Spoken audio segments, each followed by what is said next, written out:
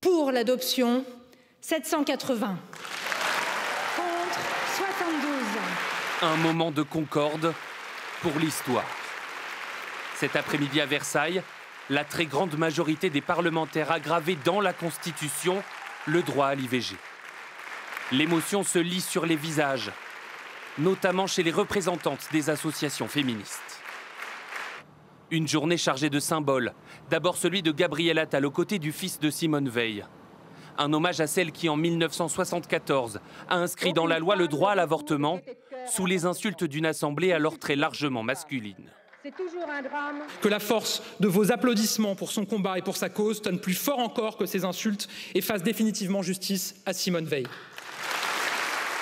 Autre image forte, celle de Yaël Braun-Pivet, car pour la première fois aujourd'hui, une femme présidait un congrès du Parlement, une fierté en ce jour historique. La France serait-elle à contre-courant? Non, elle est à l'avant-garde, elle est à sa place. C'est là sa mission et elle est attendue. Une fierté partagée par nombre de femmes parlementaires, notamment celles des partis de gauche à l'initiative du texte. Certaines sont même venues vêtues de blanc ou de vert, en hommage aux femmes qui se battent encore pour ce droit fondamental. Notre vote est une promesse aussi pour toutes les femmes qui luttent partout dans le monde pour le droit à disposer de leur corps. Votre lutte est la nôtre, cette victoire est la vôtre. Malgré des réticences chez certains, droite et extrême droite ont finalement majoritairement voté pour le texte. Autour de nous, au sein même de l'Union européenne, il y a la restriction du droit à l'avortement en Pologne, en Hongrie. Ces menaces ne peuvent pas nous laisser indifférents.